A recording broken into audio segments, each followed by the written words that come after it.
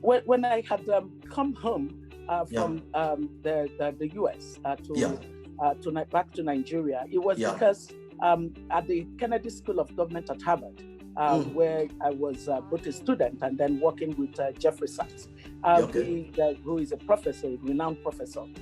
We started, Jeffrey Sachs began to take interest in my country because I spoke a lot about my country, which he at that time considered a basket case. He thought that my country is, within research and academic environment, when you look at the story of Nigeria and what the distortion that oil and the corruption that it has bred has gone to the country. Within the academic circle, it is considered that Nigeria is stuck and that it will never break out of its low equilibrium, except if something unusual would happen. But I continued to be positive about my country, and that got Jeffrey, looking at some of the numbers about my country, and we would do those kinds of analysis. One of the analysis that we did was the debt sustainability analysis of Nigeria, just because Jeffrey was surprised that we had an opening when the then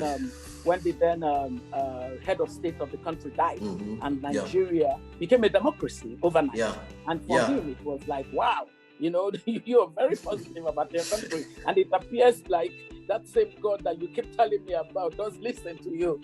So it was quite funny. And so during that period, we then decided that the best thing that we could do to help that new democracy was to look at how the US could champion a debt reduction for Nigeria, because we looked at the oil per capita for Nigeria, and it was at that time it was less than $87 per citizen.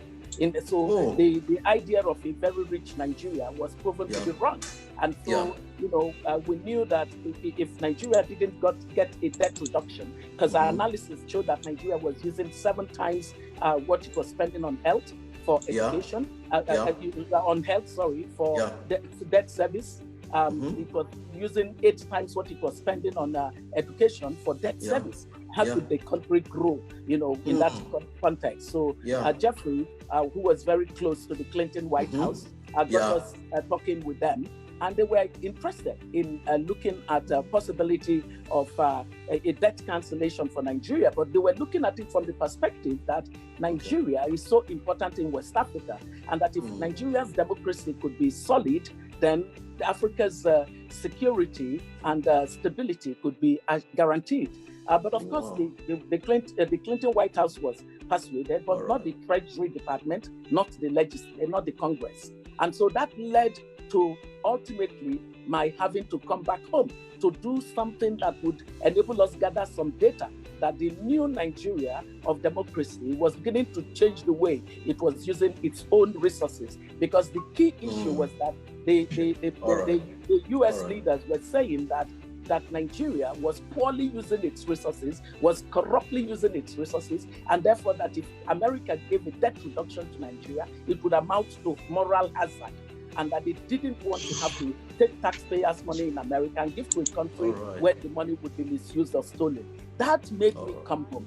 In coming home, it was really tough because I knew I was coming home into a political environment that was made up of actors that I had seen the way they hobnobbed with the military during the period of militarization. And so it took God showing me a picture similar to what happened in the case of Peter and God when he looked at all the animals and then said to God, I dare not touch any of these. And he said, do you call what I call clean unclean? And he said, you have to do this assignment to the Gentiles.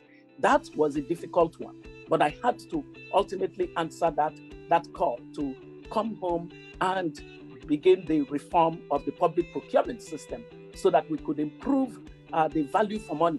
And once we began to improve value for money, it became a lot easier to engage those who had said that Nigeria was a basket case.